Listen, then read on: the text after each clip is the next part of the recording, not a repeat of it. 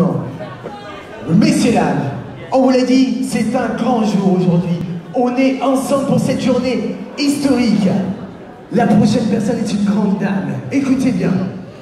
Elle a eu son premier mandat en 2008 en tant qu'adjointe au maire. On peut l'applaudir, on peut l'applaudir, on peut l'applaudir.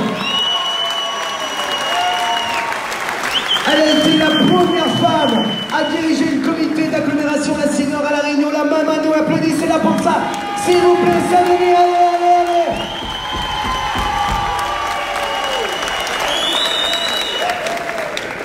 Elle a été élue députée de La Réunion en 2012. Secrétaire d'État chargé à l'égalité réelle en 2016. Et puis, ministre des Outre-mer. Applaudissez-la, applaudissez-la encore. Elle est à nouveau députée en 2017. S'il vous plaît, Saloni, sous vos applaudissements, Madame la ministre, Erika Barej, levez-vous, levez-vous, levez-vous. Tout le monde debout. Saloni, tapez les mains, tape, tape, tapez les mains, tape, tape, tapez les mains, tape, tape. Allez, allez, allez. Attention Saloni, il faut crier à 3. 1, 2, 3, criez. Oh là, il a entendu 1, 2, 3, criez. Oh là là là là là là là là là là. Continuez à taper les mains, c'est le plaisir. Une grande dame.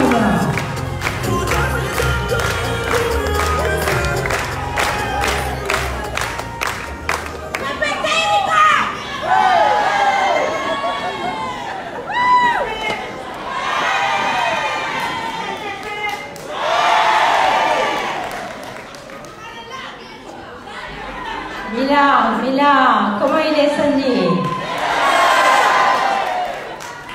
Bonsoir tout le monde. Un peu la chapée, hein? Rentre, sac la chapée. Mais je voudrais saluer les camarades aussi, les amis clés dehors.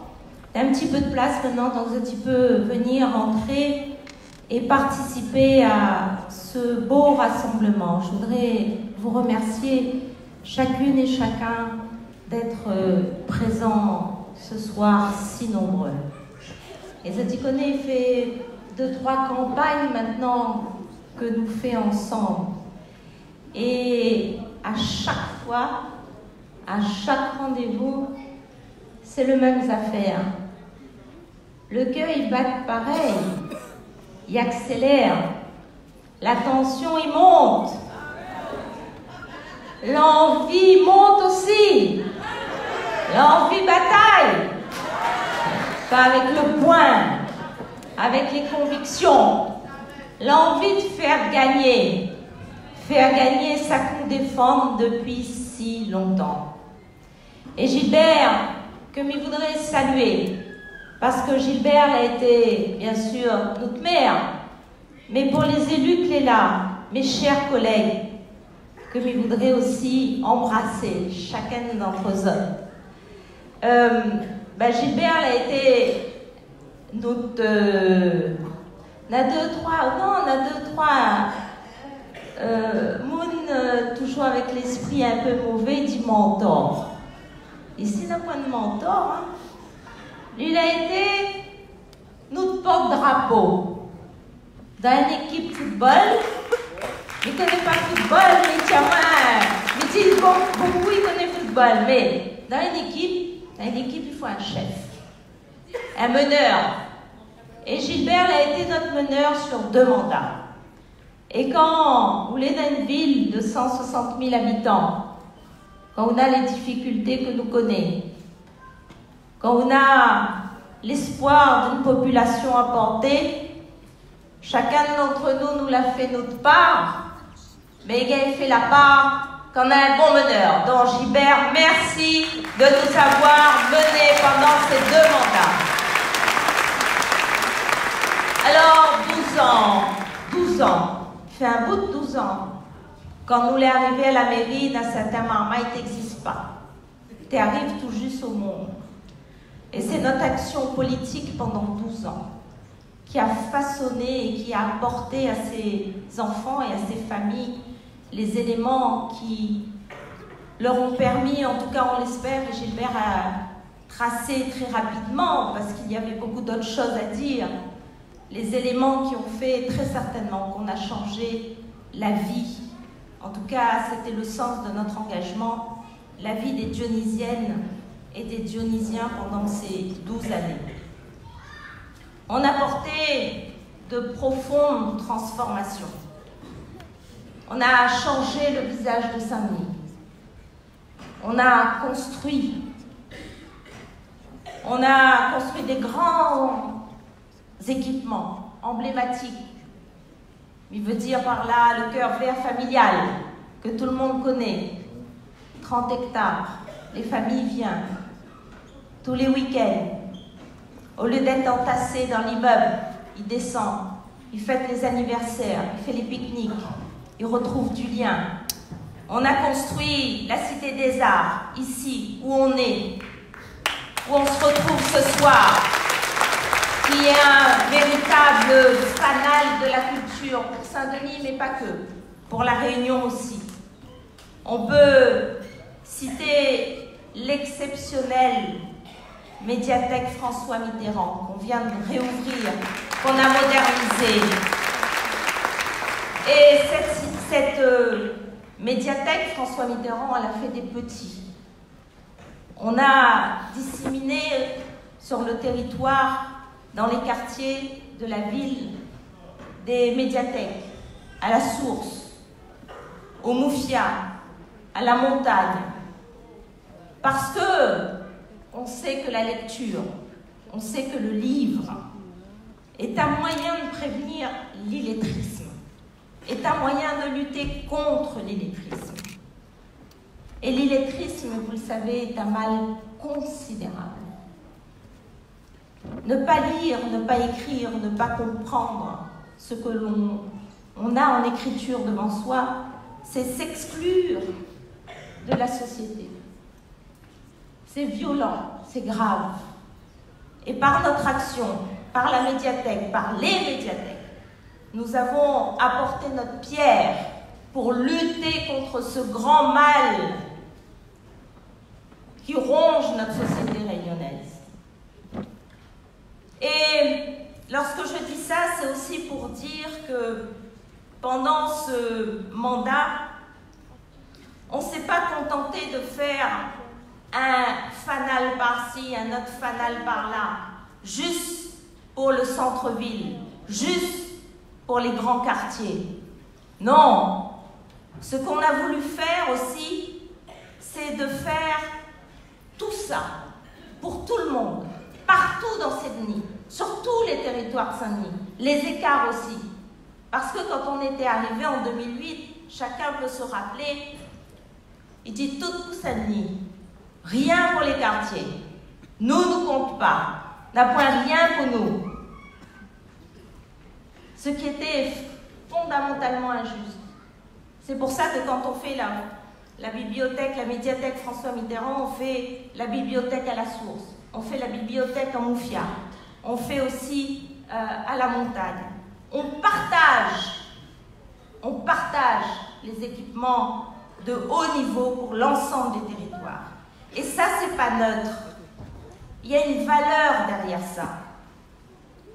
C'est la valeur de la justice. Il est juste que tous les Dionysiens puissent profiter de tout ce qu'il y a de mieux sur l'ensemble du territoire. Et je crois que chaque citoyen est en attente de justice. C'est une grande valeur qu'il faut chérir et qu'il faut porter.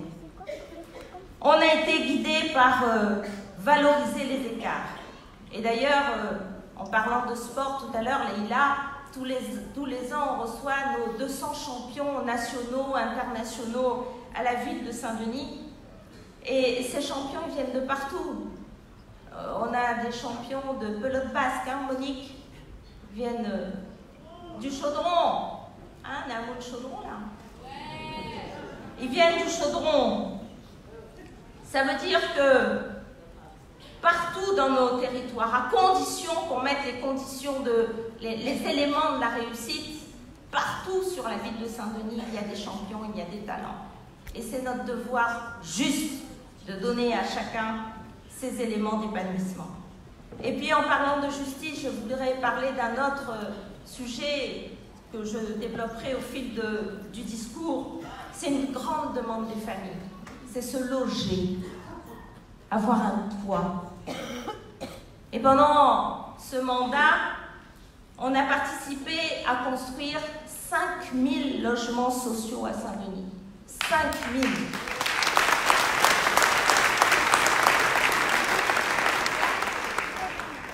En construisant 5000 logements sociaux, on a porté le total de logements sociaux sur toute la Réunion à 22 000. C'est-à-dire que Saint-Denis, à elle toute seule, représente un tiers de l'ensemble des logements sociaux de toutes les communes de l'île. On a un taux de 35%. Nous sommes la deuxième commune avec ce taux de logement social. On est allé au-delà de la loi. Mais pourquoi on est allé au-delà de la loi? Parce que quand il n'y a pas de logement, il n'y a pas d'éducation. Et Gilbert a parlé du rôle fondamental de l'éducation, le savoir. Mais si tu n'as pas un toit sur ta tête, si tu n'es pas sécurisé, eh bien, il n'y a pas de conditions minimales requises pour apprendre à l'école. Et vous savez à quel point on est attaché. C'est vrai, j'ai participé avec d'autres camarades à l'écriture de ce projet Génération Mission. J'ai surtout porté le projet éducatif global. Parce que nous croyons, dès 2008, nous y croyons et nous étions complètement convaincus et nous sommes convaincus qu'en faisant cela, nous allons construire une nouvelle génération de Dionysiens. Aujourd'hui, cette nouvelle génération, celle que nous avons participé à construire, elle a 18 ans, elle a 19 ans. Nous voulons en faire et continuer à en faire des jeunes adultes, des jeunes parents, des jeunes professionnels épanouis, autonomes et décomplexés. Alors, il nous faudra encore travailler quelques années encore. Et croyez-moi, pour ceux qui me connaissent, ils savent que je ne vais pas lâcher le morceau. On ne va pas lâcher le morceau sur l'éducation, sur la haute qualité éducative. Nous allons continuer notre travail pour construire cette jeunesse forte. Il nous faut continuer à investir dans nos petits frères, dans nos petites sœurs. Mais il nous faut surtout, pour eux, pour ceux qui ont grandi, pour ceux qui vont devenir ces jeunes adultes, penser la ville de demain pour cette génération-là. Et en disant cela, je souhaite mettre la lumière sur toute la cohérence de notre action. Chaque projet est maillé avec un autre. On l'a dit, quand on fait l'éducation, il faut faire le logement. Parce que véritablement, depuis le départ, on a une vision d'ensemble de la ville de Saint-Denis. Parce que depuis le départ, depuis 2008, nous savons où nous voulons aller pour Saint-Denis. Le chemin est long, bien sûr qu'il est long. Parce qu'on ne transforme pas les choses en utilisant des formules mathématiques. Moi, mon beau-frère, il est ingénieur. Il fait plein de grands ponts partout. Et il me dit, au travail, là, il est facile, on fait de ponts. Et il est un peu vexé quand il me dit, son travail il est facile parce qu'il a fait beaucoup d'études, il est très fort en mathématiques, tout ça. C'est facile de faire des ponts. On applique des formules, on mélange le béton, de l'eau, mettre de l'eau dans le béton. On mélange tout ça là, on applique la formule et on fait un pont.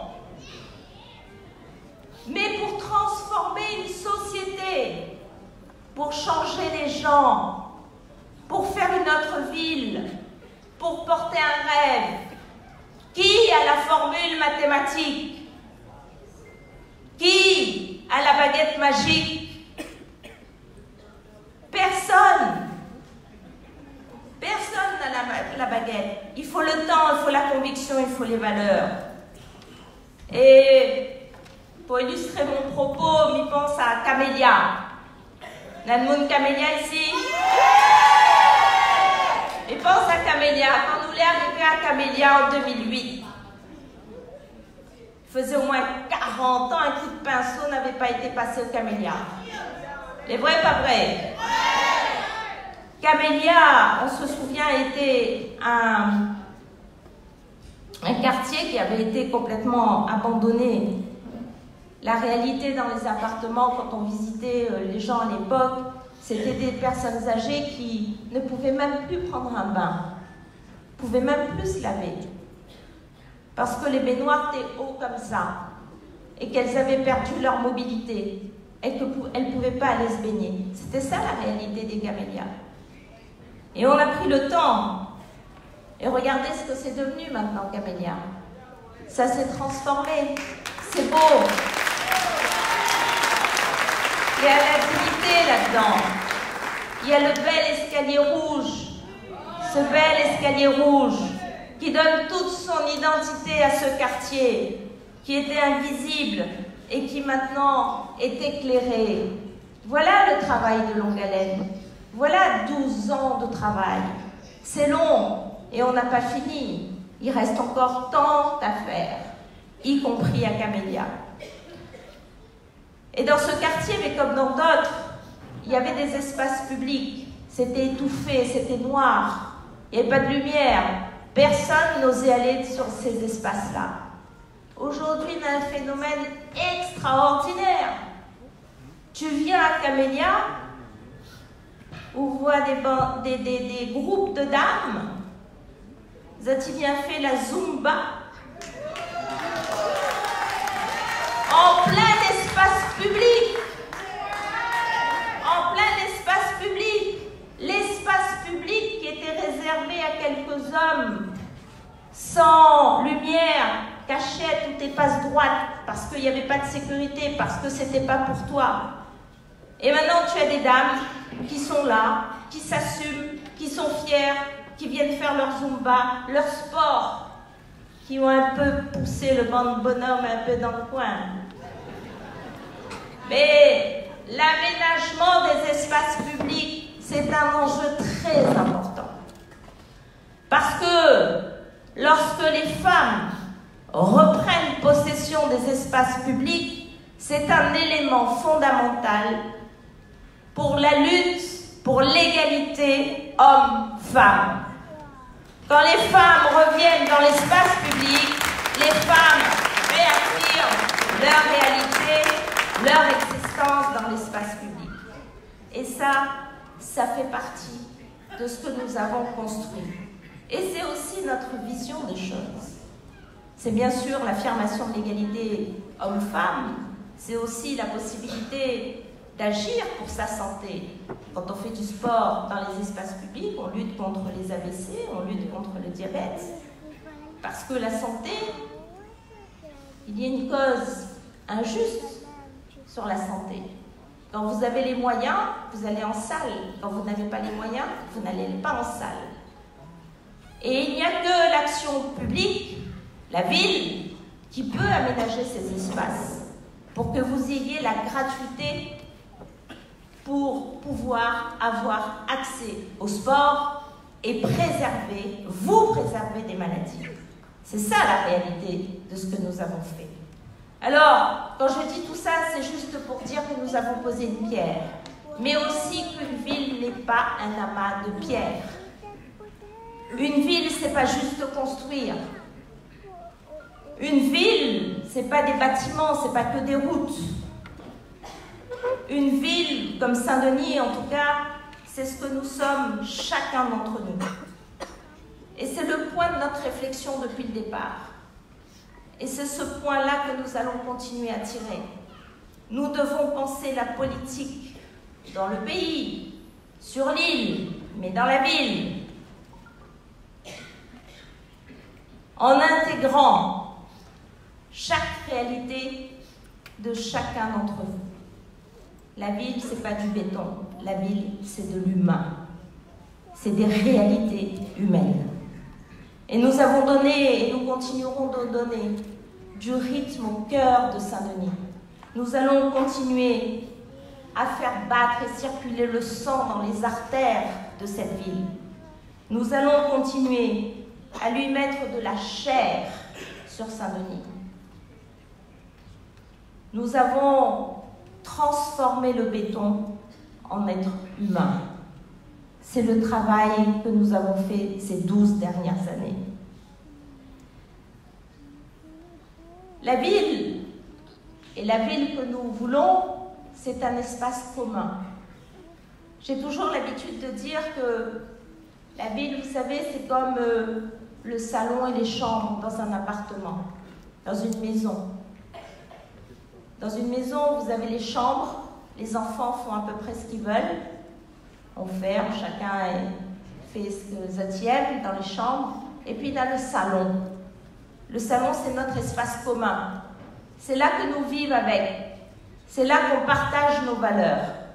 Eh bien, une ville, c'est pareil. La ville, c'est le salon. C'est un espace que nous partageons ensemble et c'est là que nous construisons ce que nous voulons. Alors, qu'est-ce qu'on veut? Qu'est-ce qu'on veut construire pour la ville, pour Saint-Denis, dans les prochaines années? Qu'est-ce que nous voulons vraiment faire? Ce que nous voulons vraiment faire, nous allons le décider ensemble. Ce n'est pas moi ici qui le dira. C'est nous ensemble, on va le décider. On va le décider dans l'intérêt général. On va faire ce que nous allons choisir ensemble. Et à ce stade, il y a des consultations citoyennes que nous lançons. Il y a une réflexion qui est en cours. Mais ce que je sais, c'est que si nous continuons à faire ensemble, c'est la méthode que nous avons depuis le départ, faire ensemble, construire ensemble, alors on aura l'énergie nécessaire pour faire avancer cette ville. Et quand toute une ville veut avancer, on peut faire de grandes choses. On peut véritablement faire de grandes choses. Et les grandes choses, encore une fois, j'étais à une réunion à Moufia 2 la dernière fois et bien sûr, dans les discussions qu'on a avec les citoyens, on a toujours l'impression qu'ils vont vous demander des trucs extraordinaires qu'on ne saura jamais faire parce qu'il faudra beaucoup d'investissement. Et moi, à chaque fois, je suis très touchée par le fait que les gens expriment juste une envie d'être heureux. Les gens ont envie d'être heureux dans leur ville. Ils ont envie d'être heureux en maintenant du lien social. Chacun, nous pensons qu'on est plus heureux ensemble et peut-être certainement plus malheureux tout seul. Nous avons compris ça. Et les citoyens aujourd'hui, ce qu'ils veulent, c'est ce lien social, être ensemble, être apaisés, avoir une relation. Dans ce salon commun, nous réunir et trouver des choses qui nous fédèrent, qui fait qu'on soit en paix avec nous-mêmes et avec les autres. Et j'ai en tête un exemple de ce que nous avons fait qui, pour moi, peut représenter ce que nous pourrions faire encore plus grand demain. C'est les jardins familiaux. Les jardins familiaux qui sont au Chaudron, mais qui sont ailleurs dans d'autres quartiers, à Belle-Pierre, à Bois-de-Nef. Ces jardins familiaux, c'est vraiment l'illustration de ce qui peut apaiser, ce qui peut réunir les Dionysiens et les Dionysiennes. Moi, j'ai vu du bonheur quand je suis allée au Tamarin la dernière fois. À Moufia 2 aussi, j'étais allée à Tamarin. Un instant, il était 17h, 18h, toutes les familles étaient réunies. Les familles étaient là. C'est à qui il disait, regarde mon pied de tomate. Là, tu dis, ben, prends un bout de mon pied de salade. Là, tu dis, ben, mon pied piment, il fait 2 jours mal à planter. Et là, il y avait tous les voisins qui étaient réunis. Tout le monde se parlait, racontait leurs histoires, échangeait, buvait un petit coup avec un samoussa, un bilandi confit. C'est cette sensation. Est-ce que vous la sentez, cette sensation-là? Est-ce que ça t'y sent pas? La sensation d'être ensemble, la sensation de partager, la sensation que quand on fait un retour à la terre, quand on ramène la terre, Noël touche la terre, triturer la terre, planter un pied de fleurs.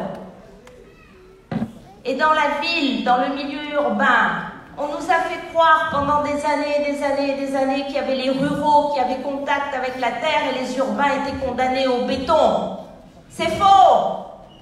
Nous aussi, on a droit à la terre. Nous aussi, on a droit au bonheur du partage, à retrouver ces sensations perdues. Et je crois beaucoup à ça parce que, en regardant ce qui se passe dans le monde, j'ai vu aux États-Unis, partout dans le monde, il y a un retour. Alors on dit ça à l'écologie, on dit comme on veut. Et moi je dis qu'il y a un retour de l'agriculture dans le milieu urbain. Et cette nouvelle perspective ouvre aussi des perspectives sur l'économie sociale. Il y a derrière ça une possibilité pour les familles de replanter, on le fait à Saint-François, de replanter, d'avoir une petite production, de redécouvrir ce qu'on est capable de faire, de produire, de monter une petite entreprise, une micro-entreprise, d'aller sur un marché forain, d'aller au marché de nuit, de vendre, d'avoir une petite monnaie dessus. Et je sais que les représentants des forces politiques qui sont présentes aujourd'hui à nos côtés, je sais que vous avez cette sensibilité que nous partageons sur la lutte contre la grande pauvreté. Et je crois que la lutte contre la grande pauvreté passe bien sûr sur des prestations que nous offrons dans le CCAS, mais passe aussi par le développement de capacités de chacun à produire, à vendre et de tirer un profit, un petit profit, mais un profit de son activité économique. Et je pense que l'agriculture urbaine peut être un axe important qu'on pourrait développer demain. Et puis, je voudrais rapidement parler de notre façon d'habiter. Jusqu'à présent, partout on construit énormément, on l'a dit tout à l'heure, on construit beaucoup à Saint-Denis.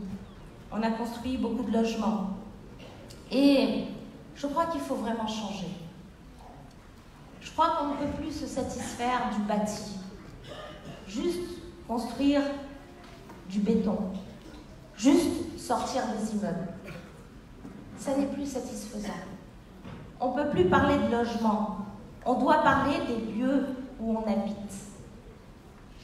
Les lieux où on habite, ce sont des lieux où nous devons être heureux. Chacun aspire à être heureux chez lui. Oui, non. Mais on n'est pas heureux partout quand on est dans un logement, singulièrement un logement social. Parce que, pour plusieurs raisons. D'abord parce que je crois que les constructeurs, globalement, pas tous, beaucoup, font du bâti.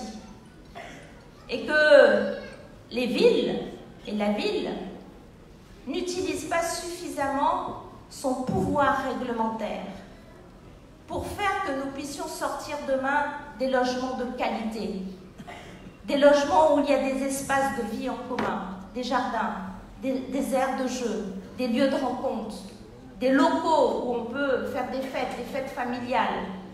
Et puis on ne construit pas Saint-Denis comme on construit en France hexagonale, dans la Creuse ou en Bretagne, c'est pas la même température.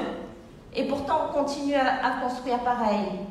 Et pourtant on continue à construire des logements où en pleine journée, il faut mettre la lumière. En plein été, il faut avoir un climatiseur.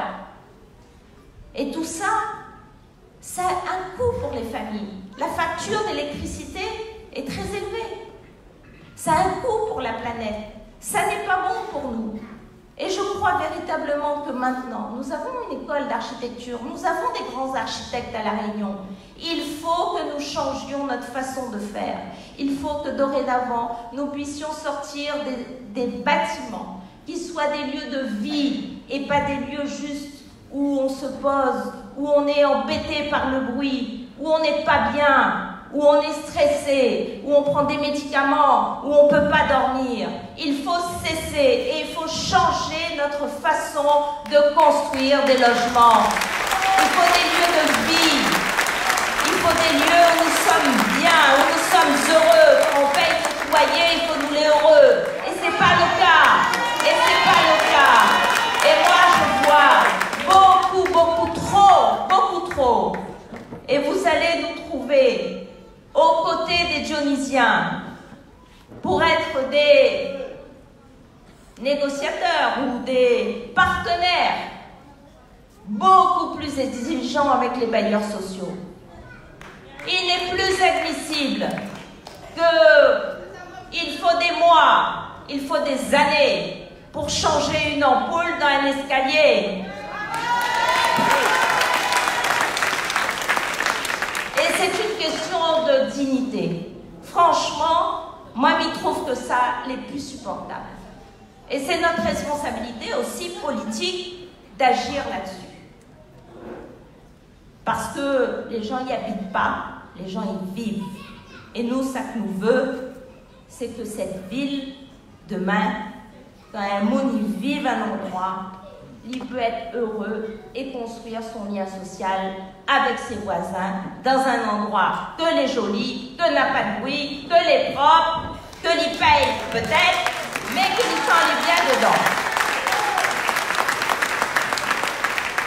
Gilbert l'a dit, il passe vite parce que le lien social, le lien dans la ville, c'est le transport.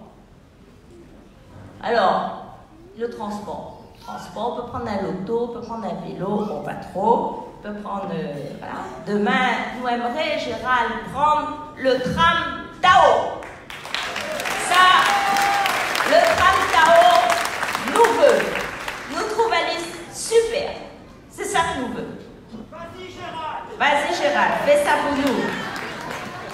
Mais pourquoi il est important le déplacement? Je voudrais dire juste 2 mots là-dessus parce qu'il faut bien nous réfléchir. Il y a 2 façons sur le déplacement.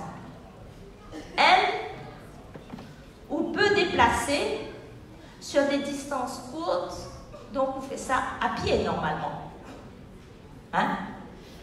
Mais pour faire ça, il faut que nous continuions à développer des quartiers où autour, on trouve dans la proximité la crèche, l'école, une petite supérette, un boucher, des commerçants, où là, on prend plus l'auto, on fait tout à pied, ou à vélo, ou voilà. Ça c'est elle. Nous fait ça Saint-François par exemple, nous fait ça Bois-de-Neuf, nous fait la centralité, nous met le maximum de services pour que les gens, dès qu'il est là, il fait tout à pied. Et puis, malgré tout, et ça c'est un enjeu de société, même si on fait ça à un moment donné, on doit bouger. Pour aller en ville, on doit bouger pour aller voir un vieux parent, maman, le grand-père, etc. Et c'est là qu'il y a un enjeu de société. Parce que demain, il y aura plus de personnes âgées. Il y aura plus de grands-parents vieillissants, peut-être pas en bonne santé. Et aujourd'hui, la réalité, c'est que quand on a des embouteillages, quand on a point de l'auto, eh ben, on ne sait pas voir votre vieux papa, votre vieux maman. Et les parents vieillissent seuls, c'est l'isolement. C'est une grande détresse. Et c'est un enjeu pour ça, la mobilité. Mais je crois que demain, si nous arrivons à proposer des modes de transport diversifiés, le tram, le bus et autres, ça permettra justement de ne pas perdre cette solidarité familiale que les chers Royaugnonnais. Mais si à un moment où on ne gagne plus aller, ben on ne sent plus.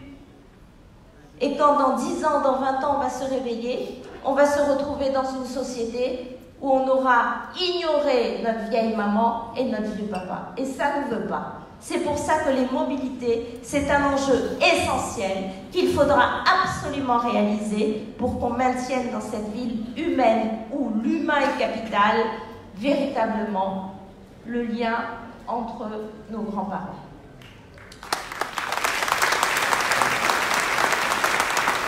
Et puis, je finis par là parce qu'elle est longue. C'est l'avantage d'être le dernier, on peut prendre un peu de temps. Mais je veux terminer par quelque chose qui tient à nous à cœur, c'est la jeunesse. D'ailleurs, si demain nous change la ville, et c'est ce que nous veut changer cette ville pour rentrer dans les 20, 30, 40 prochaines années, 50 prochaines années. Hein. Quand on construit une ville, c'est pas pour demain, c'est pour les 20, 30, 40, après il reste là pendant 50 ans. Et bien peut-être que si nous bougeons dans le bon sens, c'est parce qu'on a aussi, et Marie le disait, c'est parce qu'on a le regard et la pression douce, de temps en temps un peu forte, de la jeunesse. Parce que la jeunesse réunionnaise, c'est une autre jeunesse. La jeunesse réunionnaise, c'est la jeunesse de la génération ambition, mais c'est aussi la jeunesse du bus gratuit. Celle qui aura eu l'habitude depuis son plus jeune âge à prendre les transports en commun, celle qui ne veut plus utiliser la voiture, celle qui voyage dans le monde et qui à 22 ans n'a même pas encore son permis, parce qu'il ne veut pas de permis, parce que quand ils sont à Paris, ils prennent les transports en commun, quand ils sont à New York, ils prennent le transport en commun, donc c'est une autre jeunesse. Et c'est cette jeunesse-là qui est celle qui va faire la population dionysienne de demain. Mais en tout cas, moi ce que je veux dire aujourd'hui sur cette jeunesse, qui à chaque fois que je la vois, elle me rend vraiment fière. Et elle me procure toujours beaucoup d'émotions. Et elle m'impressionne aussi. Parce qu'elle a une chose qu'on n'avait pas, nous, elle a du toupet. La jeunesse réunionnaise, maintenant, elle a du toupet. Et ça, c'est bien quand on a toupet. Parce que quand on a toupet, on ose.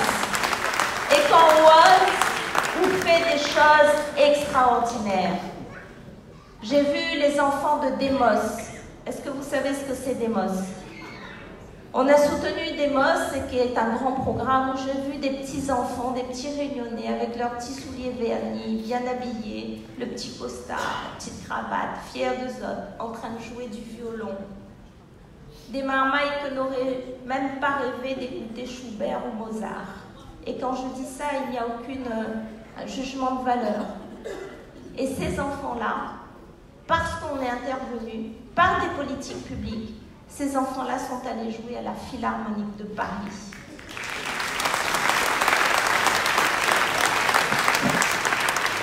Ces enfants-là, par leur audace, par leur toupet, par leur talent, nous montrent qu'on peut faire exploser le plafond de verre qui empêche d'aller toujours plus haut. Ces enfants-là, quand ils grandissent, et on en a de beaux exemples ici à Saint-Denis, je les ai rencontrés il y a 15 jours, on a des merveilleux sportifs, on a des merveilleux artistes. On parle beaucoup des sportifs, on ne parle pas des artistes. On a, sur Saint-Denis, des jeunes qui écrivent des scénarios, qui font des films, qu'on va très certainement accueillir à l'espace Château-Orange, qui sont vus dans le monde entier. On a des musiciens qui font du maloya, mais qui font aussi de la musique électro. Ils font des scènes de dizaines de milliers de personnes dans le monde entier. On a des écrivains qui, leur production littéraire servent à l'agrégation de créole, On a des gens qui font des livres, des BD, qu'on lit partout. Tout le monde y connaît Azan, sauf qui? Sauf nous. Nous, on ne les connaît pas. Mais nous, on les a vus. Et nous, on sait. Ce n'est pas des jeunes qui ont grandi avec la cuillère d'argent dans la bouche. C'est des jeunes qui se sont forgés de quartiers, de tous les quartiers de Saint-Denis, et qui ont maintenant une carrière internationale, qui sont talentueux. Donc toute cette jeunesse-là, je pense que notre responsabilité maintenant, c'est de leur donner les espaces pour qu'ils puissent exercer leur talent. des espaces culturels, des espaces sportifs, des espaces économiques aussi. Et je pense aux bas d'immeubles des bailleurs sociaux qui sont fermés, qui coûtent très cher.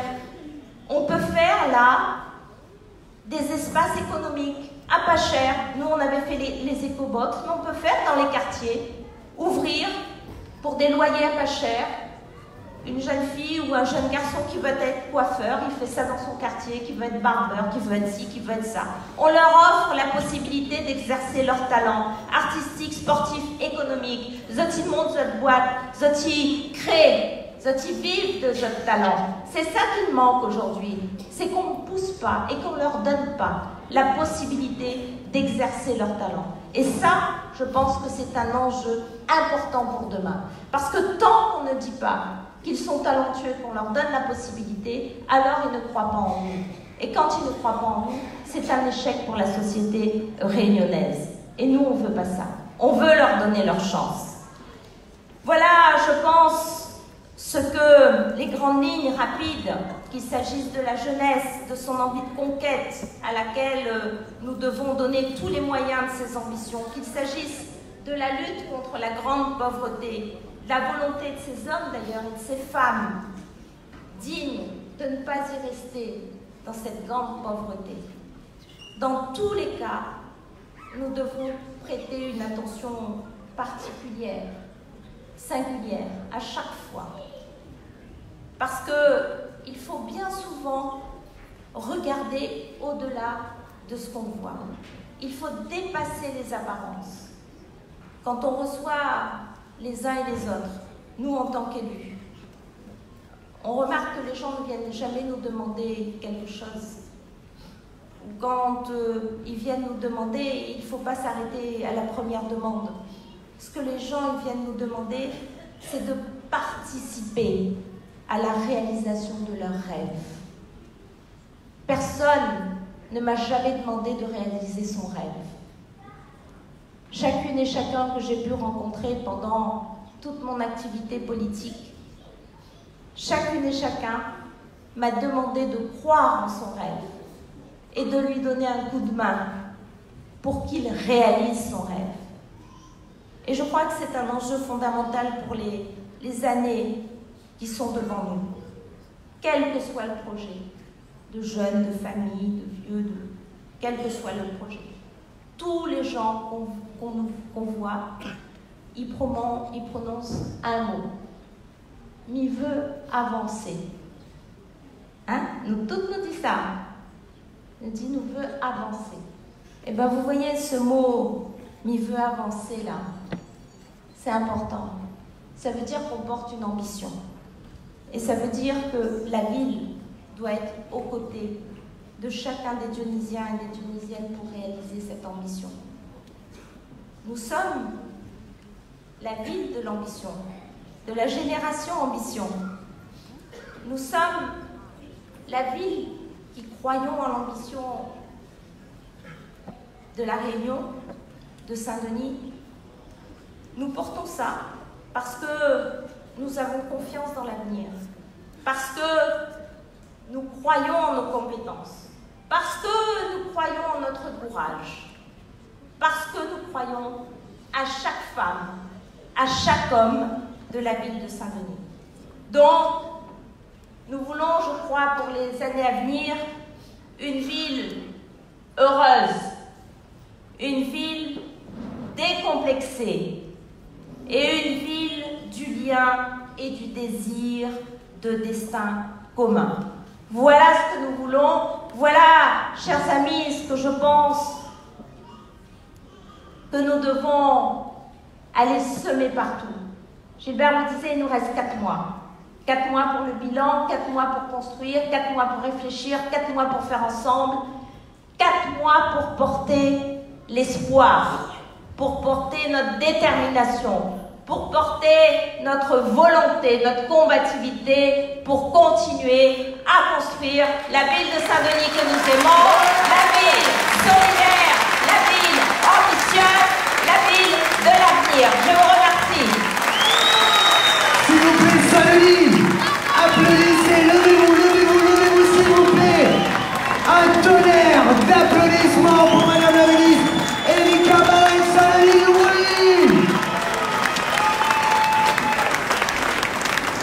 Merci à vous tous.